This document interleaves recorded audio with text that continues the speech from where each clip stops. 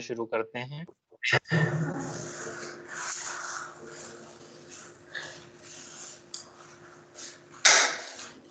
आज कौन सा वार है?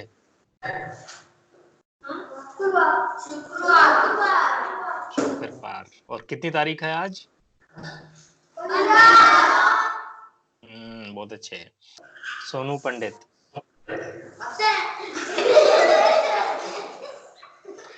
ठीक है। आज लड़कियां एब्सेंट क्यों हैं? सारी लड़कियां एब्सेंट है एक साथ।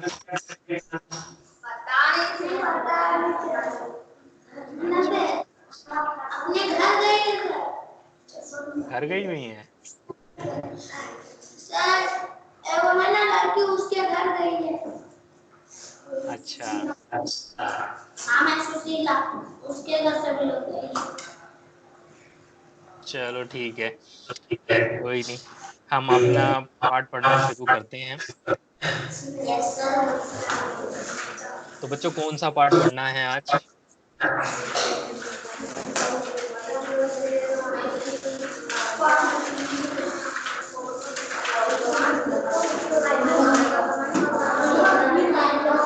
कौन सा पाठ हम पढ़ेंगे आज?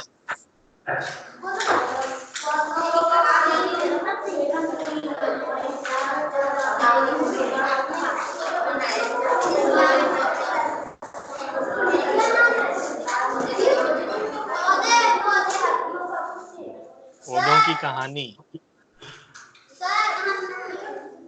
हाँ जी।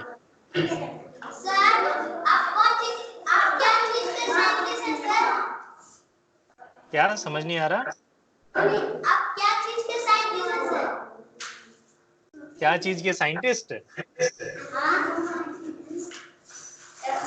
मैं साइंटिस्ट नहीं हूँ, मैं इंजीनियर हूँ। इंजीनियर। हाँ, मैं इंजीनियर हूँ कंप्यूटर का। तो मैं कंप्यूटर की लाइन में काम करता हूँ और बहुत अलग अलग जगह जाता हूँ। अभी भी मैं इंडिया से बाहर हूँ, होटल में रुका हुआ हूँ। तो मेरे को काम के सिलसिले में मेरे को बाहर जाना पड़ता है, लोगों से मिलना पड़ता है, मीटिंग्स होती हैं, बैंकों के लिए काम करना होता है। जैसे अपना एसबीआई है, उसके लिए काम करना हो गया। तो ऐसे बहुत सारे अलग अलग लोग रहते हैं, उनके साथ हम काम करते हैं। ठीक है, तो पाठ पढ़ना शुरू करें। किताब दिख रही है सबको? ठीक है। तो पाठ का नाम पौधों की कहानी। तो इसमें हम पौधों के बारे में ही पढ़ेंगे। आपने पिछली क्लासों में भी पढ़ा होगा पौधों के बारे में। पढ़ा था पिछली क्लास में। तो पौधे में क्या क्या चीजें होती हैं? बताइए, पौधे के अंदर क्या क्या क्या होता है?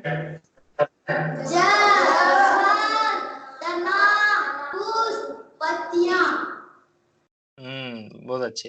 तो हमारे पास पुष्प मतलब फूल हो गए, पौधे के अंदर फल हो गए, तना हो गया, पत्तियां हो गई, और जड़ हो गई। ये किसी भी पौधे के 5 हिस्से होते हैं। अलग अलग तरह के पौधे में ये अलग अलग होते हैं। अभी जैसे आप धान का पौधा देखो, जिससे हम चावल बनाते हैं, वो अलग होता है। और एक आम का पेड़ होता है, वो एकदम अलग होता है। धान का पौधा छोटा सा, आम का पौधा इतना बड़ा। ठीक है, बैठ जाओ, हो गया। अब मेरी आवाज आप लोगों को साफ आएगी। अगर साफ आ रही है तो हाथ ऊपर करो। हाँ, सही है, कर लो हाथ नीचे। अब आप लोगों की आवाज मुझे नहीं सुनेगी, लेकिन मेरी आवाज आप लोगों को साफ आएगी। ठीक है, अगर बीच में आवाज कटने लगे तो हाथ ऊपर कर देना। ठीक है, चलिए मैं आपको वापस से किताब दिखाता हूं।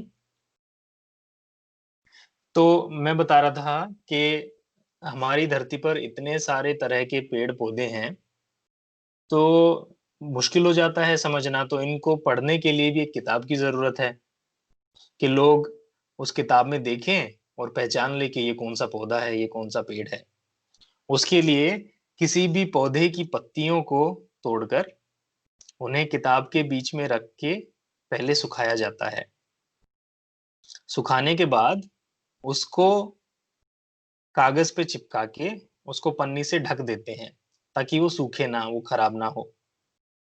तो इस तरीके से उस किताब के हर पेज पे एक पत्ती चिपकी हुई होती है और उस पत्ती के बारे में जानकारी होती है कि ये कौन से पेड़ की पत्ती है, या उस पेड़ पे कौन सा फल लगता है, उसका नाम क्या है, वो सब चीजें।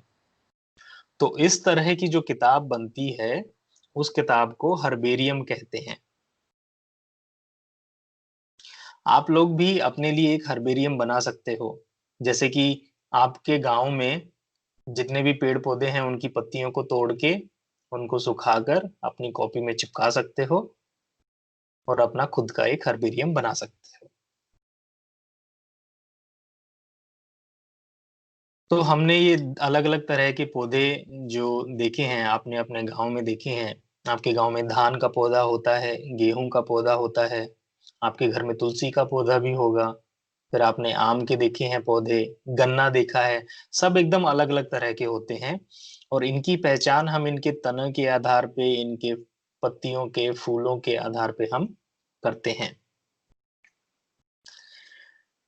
तो यहाँ पे ये देखिए, ये जो टेबल बनाई है, यहाँ पे अलग अलग चीजों को देखा गया है। अभी जैसे हम मान लो सरसों के पौधे की बात करते हैं, जो कि खेत में आप उगाते हो। इसमें पीले रंग के फूल आते हैं। और यहाँ पर ये जो फोटो लगाई हुई है, ये फोटो भी सरसों के पौधे की ही है। तो सरसों के पौधे का जो तना है वो हरे रंग का होता है। ये देखिए यहाँ पे चेक लगा दिया।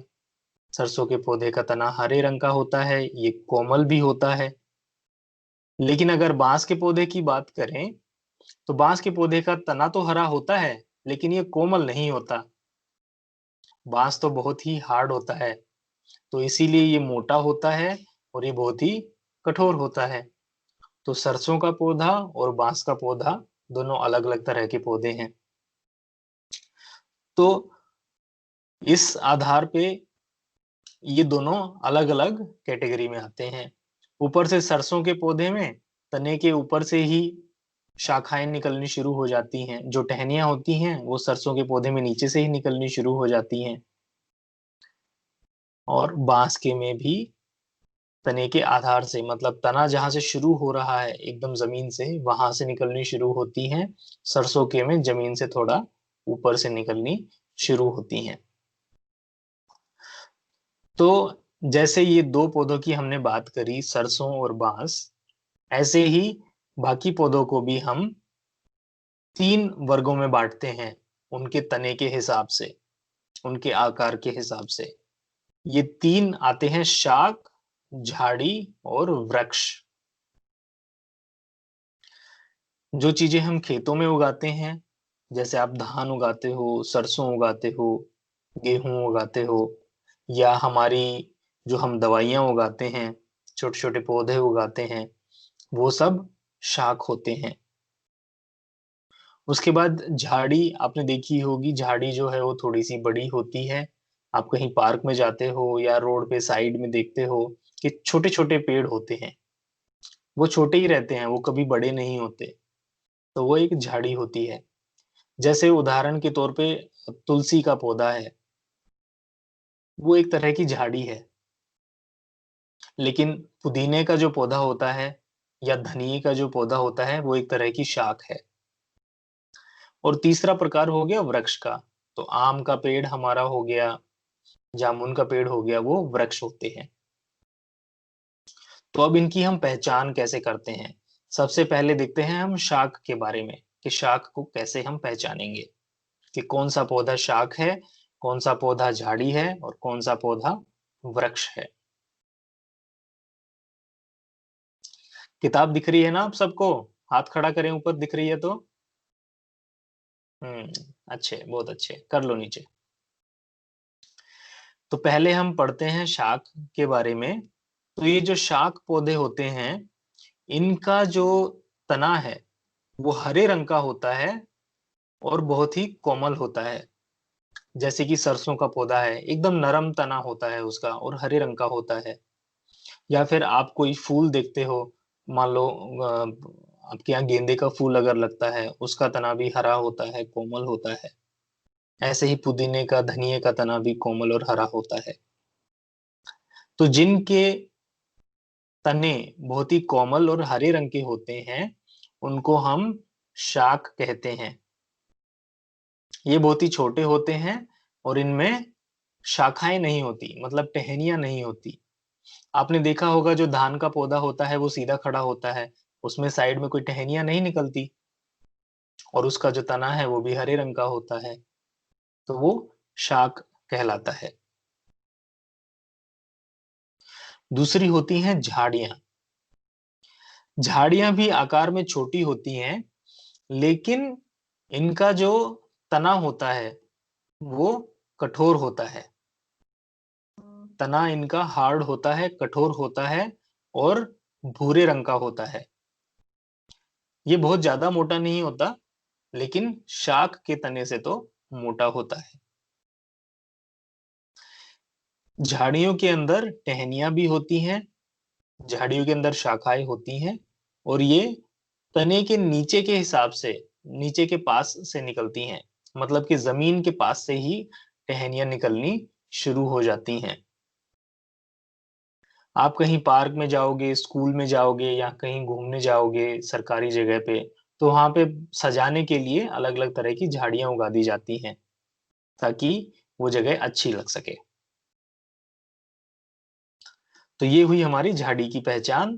पहली ये कि जो शाखाएं हैं, जो टहनियां हैं, वो जमीन के पास से निकलती हैं, और दूसरा इसका तना जो है वो कठोर होता है, हार्ड होता है। इसको आप तोड़ोगे तो तोड़ने के लिए आपको थोड़ी सी जान लगानी पड़ेगी, लेकिन शाक का तना आपको तोड़ना है तो तुरंत टूट जाएगा, क्योंकि वो बहुत ही नरम है, बहुत ही कठोर, मतलब बहुत ही कोमल है। तीसरे होते हैं वृक्ष। ये तो आपको सबको पता ही है कि ये बहुत ही ऊंचे होते हैं, ठीक है। और इनके जो तने हैं वो बहुत ही मजबूत और भूरे रंग के होते हैं। जैसे कि आम के पेड़ का तना हो गया, जामुन के पेड़ का तना हो गया, ये बहुत ही मजबूत होते हैं और ये भूरे रंग के होते हैं। और इसकी जो शाखाएं हैं, जो टहनियां हैं, वो मिट्टी से बहुत ही ऊपर जाके निकलती हैं। तो आम की टहनियां भी देखिए ऊंचे पे होती हैं, जामुन की टहनियां ऊंचे पे होती हैं। तो सारे पेड़ों में ऐसा ही होता है, जो टहनियां होती हैं वो बहुत ही ऊंचे पे होती हैं। तो इससे हमें पहचान होती है कि वो वृक्ष हैं। तो इन तीन चीजों से हमें, इन तीन चीजों को देख के हमें पता चला कि हमें शाक की पहचान कैसे करनी है। शाक के अंदर जो तना है वो कोमल होगा और हरे रंग का होगा।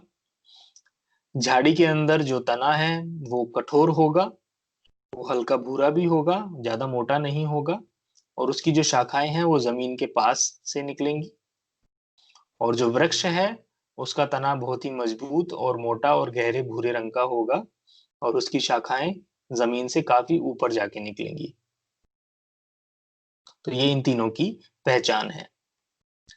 इनके अलावा झाड़ियों के और वृक्षों के और शाक के अलावा कुछ और भी चीजें होती हैं, जैसे कि बेल होती हैं। आपने शायद गांव में देखी होगी, अ, तुरई की बेल आपने देखी होगी, कद्दू की बेल आपने देखी होगी, या कुछ बेलें फूलों वाली होती हैं, या कुछ बेलें, एक पौधा होता है मनी प्लांट, उसकी बेल होती है। तो बेल में आप देखोगे कि अगर हम कोई धागा बांध देते हैं तो वो धीरे धीरे धागे के आसपास घूमते घूमते अपने आप ऊपर चढ़ जाती है। बेल की ये पहचान होती है। अगर मान लो कोई पेड़ है बेल के पास में, तो वो बेल पेड़ को पकड़ के धीरे धीरे धीरे ऊपर चढ़ जाएगी और ऊपर की तरफ बढ़ती रहेगी। तो ये जो बेलें होती हैं ये भी दो तरह की होती हैं। एक बेल होती है विसर्पी बेल। विसर्पी बेल में क्या होता है, ये इस बेल का जो तना है वो कमजोर होता है, इसीलिए ये बेल ऊपर की तरफ नहीं बढ़ पाती और नीचे ही नीचे जमीन पर फैलने लग जाती है। एक पौधा होता है मनी प्लांट, लोग अपने घरों में लगाते हैं सजावट के लिए। मेरे घर में भी लगा हुआ है और उसकी बेल बहुत बड़ी हो रखी है। तो ये पौधा जो है, इसका तना कमजोर होता है और ये धीरे-धीरे नीचे फैलने लगता है। तना मजबूत ना होने के कारण ये ऊपर नहीं जा पाता। इस तरीके की बेल को विसर्पी बेल कहते हैं। उसके बाद दूसरी तरह की बेल होती है लता, आरोही लता। लता और बेल एक ही चीज है। दूसरी तरह की होती है आरोही। आरोही में अगर आप उसके साथ कोई रस्सी बांध दोगे तो वो बेल धीरे धीरे रस्सी के साथ साथ ऊपर चढ़ने लग जाएगी और फैलने लग जाएगी। इसका उदाहरण है कद्दू की बेल। कद्दू की बेल अगर आप किसी रस्सी से बांध देते हो तो धीरे धीरे रस्सी के साथ साथ ऊपर चढ़ने लग जाती है। ठीक है, तो हमने दो तरह की यहाँ पे बेल देखी, या दो तरह की लता हम बोल सकते हैं हमने देखी। पहली देखी विसर्पी लता, जो कि नीचे नीचे फैलती है, और दूसरी हमने देखी आरोही लता, जो कि ऊपर की तरफ बढ़ जाती है। आसपास कोई रस्सी है उसको पकड़ के ऊपर चढ़ जाएगी, आसपास कोई पेड़ है उसको पकड़ के ऊपर चढ़ जाएगी, या दीवार पे कुछ लटका हुआ है उसको पकड़ के ऊपर चढ़ जाएगी। इस तरीके से ये ऊपर की तरफ बढ़ती रहती है। तो ये हमने अलग अलग तरह के प्रकार पढ़े। अब यहाँ पे देखिए कुछ उदाहरण दिए हुए हैं पेड़ों के, शाखाओं के और बेलों के। जैसे आम है, आम का वृक्ष होता है। पालक है, पालक एक शाख होती है। बथुआ भी शाख होता है, क्योंकि इनके अंदर तना ही नहीं होता, होता है तो बहुत ही हरा और कोमल होता है। सखुआ मुझे मालूम नहीं क्या होता है, आपके यहाँ कुछ होता होगा। लौकी है, लौकी की बेल होती है।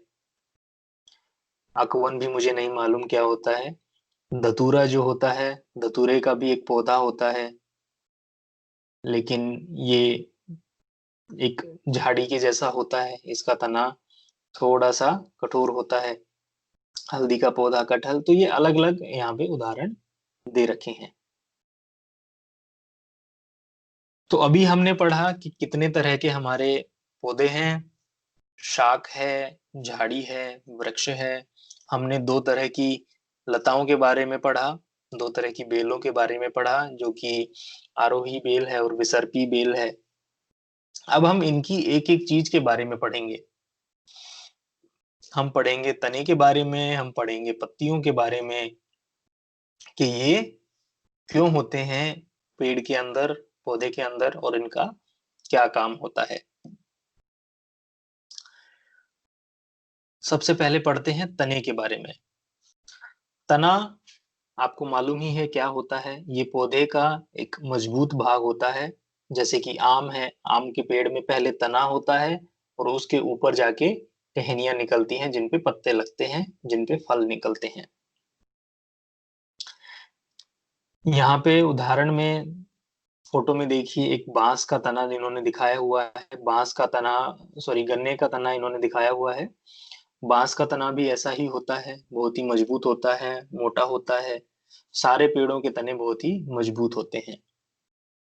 कुछ पेड़ों के तने सीधे होते हैं, सपाट होते हैं, जैसे कि आम का है, जामुन का है। लेकिन कुछ पेड़ों के तनों में गांठें होती हैं। जैसे गन्ने के अंदर आपने देखा है ना, ये ऐसे गांठें होती हैं। बांस के अंदर भी गांठें होती हैं। तो तने के अंदर ये जो गांठ होती है, इनको हम पर्व संधि कहते हैं। आम भाषा में बोलने में इनको पर्वे भी बोला जाता है, हमारे यहाँ इनको पर्वे बोलते हैं। जो ये एक छोटा छोटा रहता है हिस्सा तने का, इसको परवा बोलते हैं। तो ये दो गांठों के बीच का जो हिस्सा है ये हो गया परवा। और इनको जो जोड़ने वाली ये जो गांठें हैं, इनको बोलते हैं पर्व संधि। ये हर पेड़ में नहीं होती। जैसे आम के पेड़ में ऐसी गांठें नहीं होती, जामुन के पेड़ में ऐसी गांठें नहीं होती, लेकिन घास में होती हैं, गन्ने में होती हैं, मकई के अंदर होती हैं, बांस के अंदर होती हैं। इन सब में ये गांठें होती हैं। तो गांठ को बोलते हैं पर्व संधि। और जो दो गांठ के बीच में तना है उसको बोलते हैं पर्व। अब यहाँ पे तने का क्या काम है इसको समझने के लिए एक क्रियाकलाप कर रखा है, ताकि हम जाने तो ये तना पेड़ में है तो ये क्यों है, ये करता क्या है। तो इसके लिए हमने दो सफेद रंग के फूल लिए, उसको पौधे से तोड़ लिया, और इन सफेद फूलों को एक को हमने नीली शाही वाले पानी में डाल दिया और दूसरे को हमने लाल शाही वाले पानी में डाल दिया। तो आप क्या देखोगे, ये जो फूल था ये था तो सफेद रंग का, लेकिन कुछ समय बाद ये सफेद रंग का फूल नीली शाही वाले में हल्का हल्का नीला होने लग जाएगा और लाल शाही वाले में हल्का हल्का लाल होने लग जाएगा। और जब आप इस फूल को शाही से बाहर निकालोगे तो आप देखोगे तने के अंदर, ये देखिए ऊपर तक शाही चढ़ी हुई है। तो तने के अंदर आपको ऊपर तक शाही चढ़ी हुई मिलेगी। तो इससे हमें पता चलता है कि ये जो तना है ये पानी को नीचे से ऊपर फूल तक लेके जा रहा है। इसीलिए फूल का रंग हल्का नीला हो गया है और इसीलिए फूल का रंग हल्का लाल हो गया है। इससे हमें पता चलता है कि तना जमीन से पानी को खींच के ऊपर पेड़ तक पहुंचाता है। हम लोग खेतों में पानी डालते हैं ना, हम लोग पौधों को भी पानी देते हैं, हम लोग पेड़ों को भी पानी देते हैं। तो ये पानी हम जमीन में डालते हैं और जमीन से ये पानी को खींच के ये तना ऊपर तक लेके जाता है, पत्तियों तक लेके जाता है, फूलों तक लेके जाता है। जैसे हमें प्यास लगती है और हमारे लिए पानी पीना बहुत जरूरी है, वैसे ही पौधों को भी प्यास लगती है, उनको भी पानी चाहिए, उनको अपना खाना बनाने के लिए भी पानी चाहिए। तो इसीलिए ये तना जमीन से पानी को खींच के ऊपर तक लेके जाता है। और तने का यही काम होता है एक पेड़ के अंदर, पानी को खींचना। और जब वो पानी को जमीन से खींचता है तो पानी के साथ साथ वो जमीन के अंदर जो भी खनिज पदार्थ होते हैं उनको भी खींच के पत्तियों तक पहुंचाता है। हमने पिछले पार्ट में पढ़ा था ना, पार्ट नंबर 2 में या 3 में हमने पढ़ा था कि हमें कार्बोहाइड्रेट चाहिए होता है, प्रोटीन चाहिए होता है, वसा चाहिए होता है। जैसे हम लोगों को ये सब चाहिए खाने के अंदर, वैसे ही पौधों को भी तो चाहिए। पौधों को भी तो खनिज पदार्थ चाहिए। तो वो अपने खनिज पदार्थों को जमीन से खींचते हैं और ये खनिज पदार्थ तने के द्वारा होते हुए पत्तियों तक पहुंचते हैं। ठीक है, तो ये हमारे तने का काम होता है, पानी पहुंचाना ऊपर तक और खनिज पदार्थ पहुंचाना। तो यहाँ पे मैं इसको ऐसे निशान लगा सकता हूँ, ये खनिज ऊपर पहुंचाता है और जल का संवहन करता है, पानी को ऊपर तक पहुंचाता है। तने के अंदर बहुत सारी पतली पतली नालियां होती हैं। तो जब पानी वो नीचे से खींचता है तो उन नालियों से होते हुए पानी ऊपर तक जाता है, पत्तियों तक जाता है, फूलों तक जाता है, फलों तक जाता है। आप आप आम का फल खाते हो, जब उसको खाते हो तो अंदर वो गीला गीला होता है, उसके अंदर बहुत सारा रस होता है। वो रस कहाँ से आता है? वो रस पानी से ही तो बनता है। वो पानी जो पौधे ने नीचे से जमीन से खींचा है। ठीक है, तो ये था हमारा पौधे का काम। अब जानते हैं पत्तियां क्या करती हैं। जैसे पौधे के तने का ये काम है, ऐसे ही पौधे में पत्तियों का भी कुछ काम होता है। उसके लिए पहले हम एक क्रियाकलाप करते हैं। आप एक पत्ती को तोड़ो और अगर आप उसको कागज पे रखो। चलिए इससे पहले ये पूछता हूँ कि आप लोगों ने कभी सिक्का छापा है कागज के ऊपर? छापा है तो हाथ ऊपर करो। 1 का सिक्का, 2 का सिक्का छापा है, हाथ नीचे कर लो। तो हम क्या करते हैं, सिक्के को रख के उसके ऊपर कागज रखते हैं और उसके ऊपर उसको पेंसिल से घिसते हैं। अगर हम ऐसा करते हैं तो कागज के ऊपर वो सिक्का छप जाता है। ऐसे ही हम पत्ती को भी छाप सकते हैं। आप पत्ती तोड़ के उसके ऊपर कागज रखो और उसके ऊपर पेंसिल से धीरे धीरे घिसो। तो अगर आप ऐसा करोगे तो जैसे यहाँ पे फोटो में दिखाया हुआ है, ऐसे उस कागज पे आपकी पत्ती छप जाएगी। जब आपकी पत्ती इसके ऊपर छपेगी, तो आप देखोगे कि ये पत्ती में जो बीच में खाली जगह होती है, यहाँ पे आपको छोटी-छोटी लाइनें दिखेंगी। आपको ऐसे दिखेगा जैसे पत्तियों के अंदर छोटी-छोटी लाइनें हैं। अगर आप पत्ती को भी देखोगे पेड़ पे, तो आपको ऐसे जैसे यहाँ पे लाइनें दिख रही हैं, ये देख रहे हो? ऐसे ये लाइनें आपको इस पत्ती में दिख रही हैं, ऐसे ही आपको पेड़ पे जो पत्ती लगी है, उसके अंदर लाइनें दिखेंगी।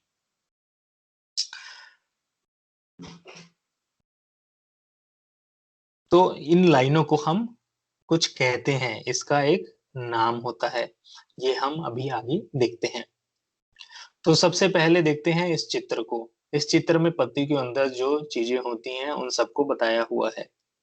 सबसे पहली चीज होती है, मान लो ये आपकी टहनी है या आपका तना है, तो पत्ती इससे जुड़ी हुई होती है। जिस हिस्से से पत्ती जुड़ी हुई है, उसको हम पर्णाधार कहते हैं। ये सब चीजें आपको याद करने में थोड़ा समय लगेगा, तो बाद में भी आप घर पे जाके इन चीजों को देखना और इन चीजों को याद करना। ये नामों को याद करना, ये नाम याद करना ज़रूरी है, क्योंकि जब पेपर होता है, तो क्वेश्चंस में ये नाम पूछे जाते हैं।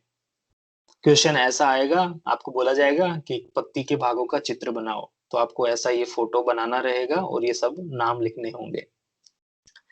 तो जहाँ पे पत्ती टहनी के साथ जुड़ी हुई होती है, उसको पर्णाधार कहते हैं। और जिस छोटी टहनी से ये पत्ती जुड़ी हुई होती है, जैसे ये वाली जो टहनी है, इसको पर्णावृंत कहते हैं। पत्ती का जो बड़ा हिस्सा होता है, उसको हम पर्णफलक कहते हैं, और आगे जो पैनी चोंच निकली हुई है, इसको शीर्ष बोला जाता है।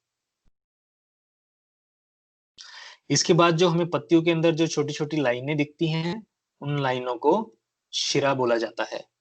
इंग्लिश में इसको वेन बोलते हैं। हमारे शरीर में आप देखोगे, हमें अपनी नसें दिखती हैं ना, जो नसों को नसें जो हैं, वो हमारे खून को एक जगह से दूसरी जगह लेके जाती हैं।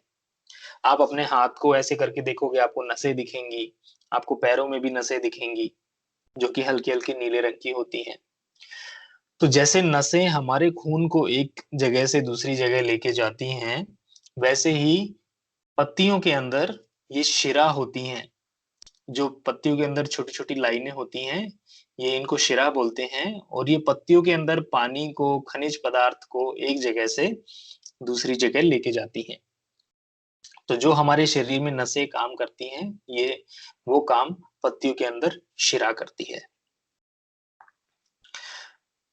तो दोबारा बता देता हूँ कि पत्तियों के अंदर क्या-क्या हिस्से हैं। पत्ती के अंदर जहाँ पे पत्ती टहनी से जुड़ी हुई होती है, उसको पर्णाधार कहते हैं, और जिससे वो पत्ती टहनी से जुड़ी हुई होती है, वो पर्णवृंत होता है।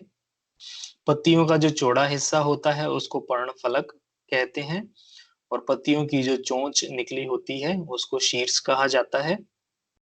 पत्तियों के अंदर जो छोटी-छोटी लाइनें होती हैं, उनको हम शिरा कहते हैं। ये हमारी पत्तियों के हिस्से हैं। ये पत्ती के बीच में जो एक मोटी लाइन होती है, इसको मध्य शिरा कहा जाता है।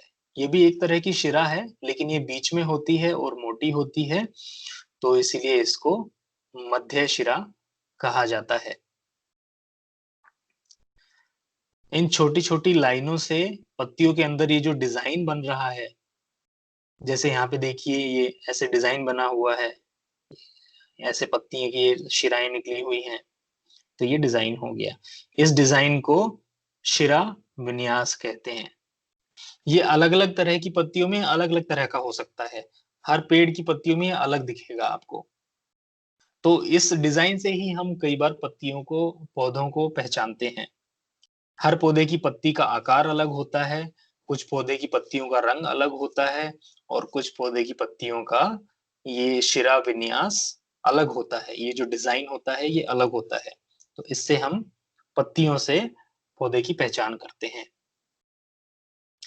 कुछ पत्तियों में ये जो डिज़ाइन है, ये एक जाल के जैसा होता है। जैसे यहाँ पे देखिए, ये डिजाइन आपको दिख रहा है? इसमें एक शिरा निकली हुई है, उसके बाद उसमें से और शिराएं निकली हुई हैं, फिर उसमें से और शिराएं निकली हुई हैं, एक जाल के जैसा बना हुआ है। तो ऐसा डिजाइन जो कि एक जाल के जैसा होता है, इसको जालिका रूपी शिरा विन्यास कहते हैं।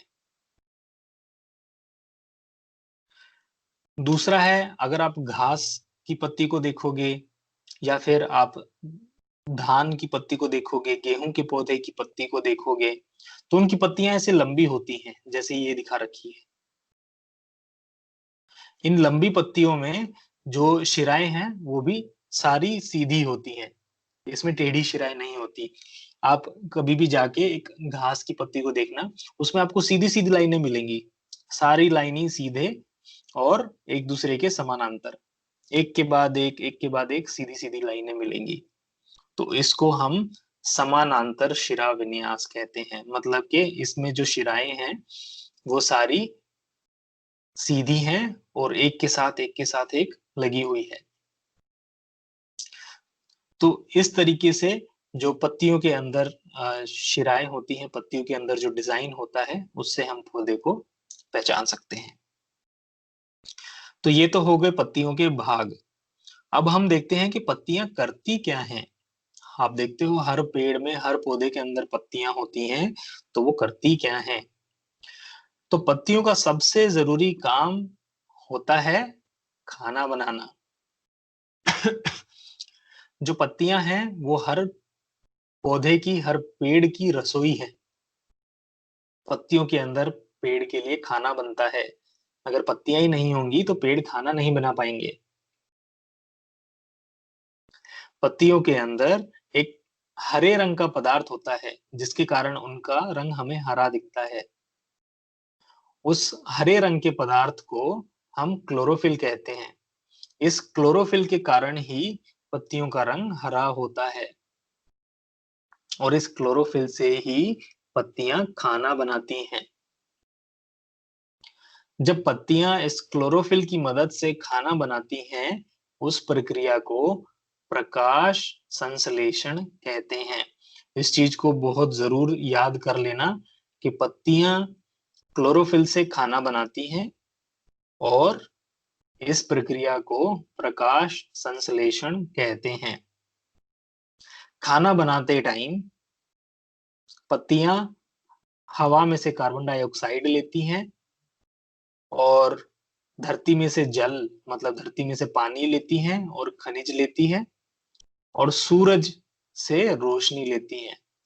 तो पौधे हमेशा सूरज की किरणों में, हमेशा धूप में खाना बनाते हैं। तो जब धूप पड़ती है दिन के समय, वो सूरज की रोशनी से, सूरज की धूप से प्रकाश लेते हैं, धरती से पानी खींचते हैं, खनिज खींचते हैं और हवा से कार्बन डाइऑक्साइड लेते हैं और इन सब चीजों को मिला के क्लोरोफिल की मदद से खाना बनाते हैं। देखिए यहाँ पे एक आसान तरीके से ये लिखा हुआ है। पौधे ने ली कार्बन डाइऑक्साइड और साथ में लिया जल, है ना। पहले ली कार्बन डाइऑक्साइड और जल। कार्बन डाइऑक्साइड आई हवा से, जल आया जमीन से और सूरज के प्रकाश में क्लोरोफिल की मदद से पौधों ने बनाया मंड, मतलब के कार्बोहाइड्रेट, और पौधों ने बनाई ऑक्सीजन। हमने पिछले पार्ट में पढ़ा था ना कि पौधे जो हैं कार्बन डाइऑक्साइड अंदर लेते हैं और ऑक्सीजन छोड़ते हैं। बच्चों बातें नहीं, ध्यान से सुनिए। पिछले पार्ट में हमने पढ़ा था कि पौधे कार्बन डाइऑक्साइड अंदर लेते हैं सांस लेते टाइम और ऑक्सीजन छोड़ते हैं। तो यहाँ पे वही हो रहा है। खाना बनाते टाइम पौधे कार्बन डाइऑक्साइड अंदर ले रहे हैं और जब खाना बन जाता है तो वो ऑक्सीजन को बाहर छोड़ देते हैं। इससे हवा में ऑक्सीजन आ जाती है। पौधे खाने में बनाते हैं मंड, जो कि होता है कार्बोहाइड्रेट। हमने पिछले पार्ट में पढ़ा था कि हम लोग चावल खाते हैं, गेहूं खाते हैं, हम लोग आलू खाते हैं, उससे हमको कार्बोहाइड्रेट मिलता है। अब आलू खाने से हमें कार्बोहाइड्रेट तो मिला, गेहूं खाने से हमें कार्बोहाइड्रेट मिला, लेकिन वो वहां पे आया कैसे? वो आया पत्तियों से। पत्तियों ने कार्बन डाइऑक्साइड और जल लेके सूरज के प्रकाश और क्लोरोफिल से वो कार्बोहाइड्रेट बनाया था। इसीलिए गेहूं के अंदर कार्बोहाइड्रेट था, इसीलिए चावल के अंदर कार्बोहाइड्रेट था, आलू के अंदर कार्बोहाइड्रेट था। और जब हमने वो चावल, गेहूं, आलू जब हमने वो खाया तो हमारे शरीर के अंदर कार्बोहाइड्रेट आ गया, जिससे कि हमें ताकत मिली, जिससे हमारा शरीर बड़ा हुआ। तो इस तरीके से देखें तो प्रकाश संश्लेषण बहुत ही जरूरी है, क्योंकि प्रकाश संश्लेषण से सारे पौधे खाना बनाते हैं, उसी खाने से कार्बोहाइड्रेट बनता है, उसी खाने से उनके अंदर फल बनते हैं, उनके अंदर प्रोटीन बनता है। और फिर हम उनके फलों को, हम उनकी पत्तियों को, हम उनके तनों को अपने खाने में इस्तेमाल करते हैं और हमारे शरीर को कार्बोहाइड्रेट मिलता है, प्रोटीन मिलता है। तो इस तरीके से ये पूरा चक्र बनता है। तो दोबारा रिपीट करता हूं, पौधे खाना बनाने के लिए कार्बन डाइऑक्साइड हवा से लेते हैं और धरती से जल मतलब पानी लेते हैं, और सूरज के प्रकाश में क्लोरोफिल की मदद से कार्बोहाइड्रेट और ऑक्सीजन बनाते हैं।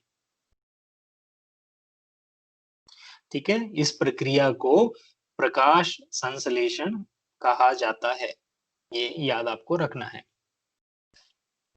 अब और देखते हैं, ये तो एक काम हो गया पत्तियों का, और ये सबसे जरूरी काम था। दूसरा देखते हैं पत्तियां और क्या करती हैं। तो यहाँ पे एक और क्रियाकलाप किया हुआ है। तो यहाँ पे आप ये कर सकते हैं कि एक पौधे की पत्तियों पे आप एक पन्नी बांध सकते हैं, पन्नी को टाइट करके बांध सकते हैं।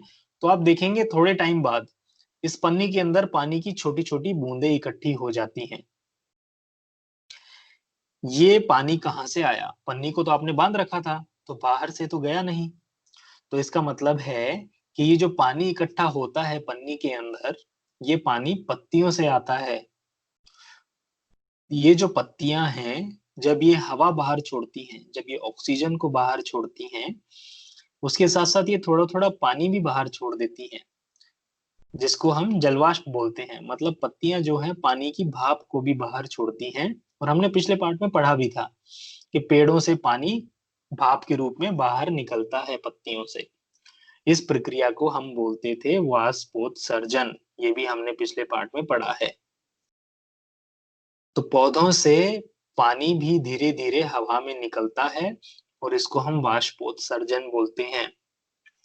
जिस जगह पे पेड़ पौधे ज्यादा होते हैं, वहां पे इन पेड़ों से पानी बाहर ज्यादा निकलता है, भाप ज्यादा बाहर निकलती है, और इसीलिए उन जगहों पे बारिश भी ज्यादा होती है। अभी मैं दूसरे देश में हूँ और यहाँ पे रेगिस्तान है पूरा, यहाँ पे पेड़ बहुत ही कम है, इसीलिए यहाँ पे बारिश भी बहुत ही कम होती है, सब कुछ सूखा सूखा रहता है, लोगों को पीने का पानी भी मुश्किल से मिलता है। लेकिन ऐसे ही मान लो हमारे देश में आप जाओगे, केरला है एक राज्य, केरला के अंदर बहुत पेड़ पौधे हैं। मैं वहां पे गया हूँ और वहां पे हर जगह एकदम हरा हरा, इतने ज्यादा पेड़ पौधे हैं कि सब कुछ हरा हरा रहता है, और इसी कारण केरला में बारिश भी बहुत ज्यादा होती है।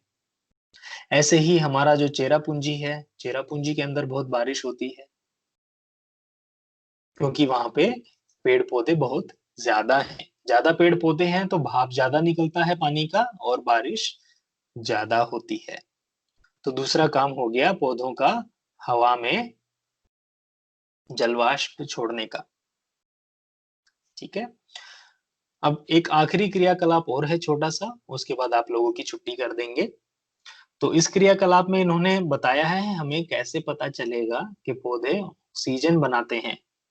अब यहाँ हमने प्रकाश संश्लेषण में देखा कि पौधे जो है ऑक्सीजन बना रहे हैं। अब हम इसको प्रूफ कैसे करेंगे कि पौधे ऑक्सीजन बना रहे हैं? तो मान लो अगर हम एक पौधा लेते हैं और इस पौधे के अंदर ऊपर आप एक बीकर उल्टा करके ढक देते हो ताकि पौधा इधर उधर ना भागे, और उसके ऊपर एक आप अगर टेस्ट ट्यूब ऐसे ढक देते हो और इसमें पानी डाल देते हो, तो इसमें क्या होगा? जब ये पौधा, सूरज की रोशनी में हम इसको रखेंगे तो सूरज की रोशनी में ये पौधा खाना बनाएगा, और जब ये खाना बनाएगा तो ये ऑक्सीजन छोड़ेगा। तो आपको इस पौधे में से छोटी छोटी हवा की बूंदें निकलती हुई दिखाई देंगी। ये जो पौधे में से छोटी छोटी हवा की बूंदें निकल रही हैं, ये बूंदें ही तो ऑक्सीजन है, और ये ऑक्सीजन बाहर निकल के यहाँ पे ऊपर टेस्ट ट्यूब में इकट्ठी हो जाती है। हमने पिछले पार्ट में पढ़ा था कि ऑक्सीजन आग जलने में मदद करती है। तो अगर हम इस टेस्ट ट्यूब को बाहर निकाल के अंगूठा लगा के रखेंगे ताकि ये ऑक्सीजन बाहर ना निकले, और जब हम एक जलती हुई तिल्ली इसके पास लेके आएंगे तो आप देखोगे आग बढ़ जाती है तिल्ली के अंदर। वो इसीलिए बढ़ती है क्योंकि इसके अंदर ऑक्सीजन है, और ऑक्सीजन आग जलने में मदद करती है। तो इस क्रियाकलाप से हमको पता चलता है कि पौधे ऑक्सीजन बनाते हैं, हमें बूंदें ऊपर उठती हुई दिखाई देंगी, और जो ऑक्सीजन गैस है वो परख नली में ऊपर इकट्ठी हो जाएगी, और जब हम जलती हुई तिल्ली इसके पास लाएंगे तो आग थोड़ी सी बढ़ जाएगी। तो इससे हमें पता चलता है पौधे ऑक्सीजन बनाते हैं। ठीक है, तो आज हम यहाँ तक का पढ़ेंगे।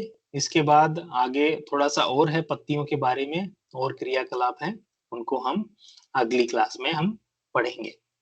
ठीक है, अभी बच्चों जाके आप वापस से कंप्यूटर पे जाओ, और जो बटन दबाया था ना पहले, उसी को आप फिर से दबा दो तो आपकी आवाज मुझे आने लग जाएगी। दबाओ एक बार जाके।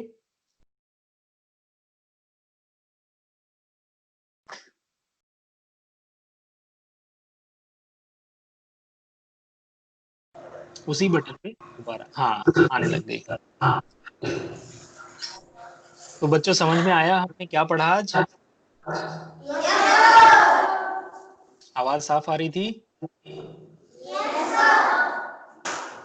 ठीक है, चलो अच्छा है। तो आज हमारा ये पाठ लगभग आधे से बल्कि थोड़ा ज्यादा ही हो गया है, और बाकी का पाठ हम अगली क्लास में पढ़ेंगे और इस पाठ को खत्म करेंगे। आप लोग घर पे जाके इस पाठ को एक बार दोबारा पढ़ना, क्योंकि इसमें बहुत सारी याद रखने वाली चीजें हैं, जैसे कि पत्तियों के भाग याद करने हैं, तने के बारे में याद करना है। ठीक है, आवाज आपको फिर से नहीं आ रही होगी साफ। तो आज आज की क्लास फिर हम यहीं खत्म करते हैं, और बाकी का हम अगली क्लास में पढ़ेंगे। ठीक है, घर जाके जरूर पढ़ना। ठीक है,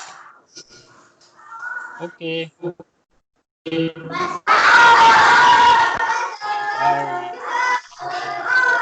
bye bye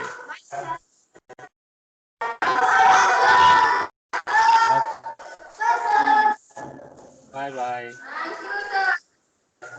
thank you, bye bye.